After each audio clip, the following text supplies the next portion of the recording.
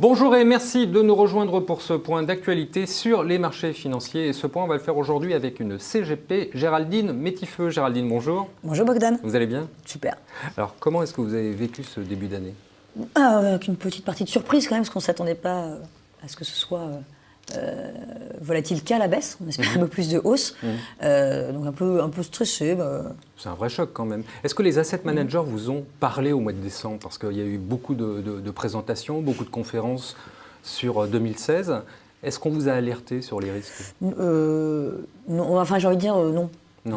Je vais être clair, pas vraiment. Aucun asset manager à l'heure des charges, je fais relativement peu de réunions, mais j'ai relativement peu d'appels. Non plus dans le même sens pour me dire qu'il y avait un sujet ou qu'il n'y aurait pas de sujet. Personne ne vous a alerté sur les risques de... Non, mais après, je veux dire, on est vraiment dans la continuité de décembre. Donc, il n'y a que nous qui marquons une fin d'année. Ça aurait été novembre-décembre, c'était la même chose. Donc, c'est pas tellement ça qui me choque. Mais non, globalement, non, ça n'a pas été fait. Donc, vous estimez qu'à ce niveau, les assets n'ont pas fait leur travail, peut-être? Non. Ceux dont j'estime le travail et qui l'ont toujours fait et qui ont toujours été des assets présents pour Alter Egal, on n'a pas tellement de difficultés. Sur ceux avec lesquels on travaille moins, on ne travaillera donc plus du tout. Voilà. En termes d'allocation, est-ce que le début d'année vous a incité à modifier des choses? Oui. Oui, parce que d'abord, il y a des erreurs qu'on avait pu commettre en 2015 en faisant confiance à ce quelque flexible. On a eu l'occasion d'en parler en septembre dernier, ensemble. Donc là, on a rectifié le tir sur certains flexibles. Et puis, on a modifié... Alors, je ne vais pas me faire que des copains. En plus, il y a beaucoup d'amis dans ceux que je vais citer. Mais il y a des fonds que j'ai sans doute mal appréhendés de chez Schroeder ou de chez JP Morgan que j'ai pu mal appréhender, sans doute par ma faute. Donc ça, c'est une déception pour vous? Il y en a d'autres? De ne pas avoir bien compris. C'est ceux que j'ai... Oui, Carmignac n'a pas été une star non plus. Je veux dire, on peut en citer un paquet. Oui, mais dans votre allocation, vous avez quand même justement, ces trois-là y étaient. Donc, effectivement, c'est plutôt une déception sur certains. Peut-être ma faute de ne pas avoir appréhendé suffisamment les risques. Donc, du coup, j'ai décidé d'être un tout petit peu plus scrupuleuse dans le regard que je porterai sur les fonds et de mieux identifier les risques, quitte à avoir des risques vraiment purs, que je comprends, et des risques pas du tout. Donc, quitte à être on-off sur les fonds. Alors, qui sont les nouveaux entrants? Il y a Wizeam, qu'on regarde de très près et on trouve que les fonds impréciaux sont très regardables.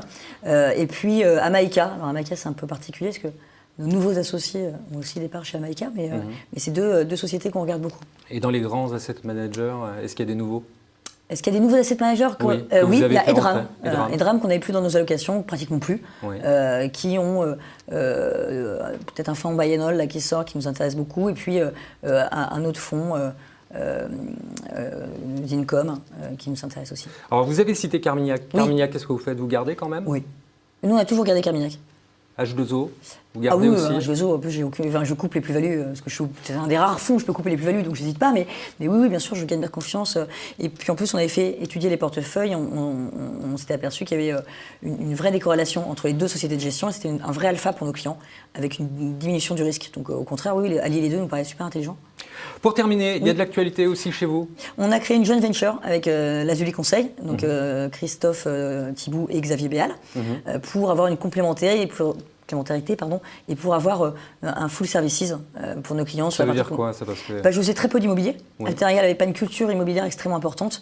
Donc typiquement, on a une culture maintenant immobilière grâce à nos associés. Ils n'avaient pas forcément une très grosse culture de l'honoraire de gestion patrimoniale et de stratégie patrimoniale. Nous, on l'a. Donc on se l'apporte réciproquement, plus la prévoyance, etc. Ça veut dire quoi? Vous avez fusionné les deux sociétés? On a l'occasion de se revoir d'ici là, j'espère. Peut-être. Si ça fonctionne, si on est très content, si les équipes s'entendent.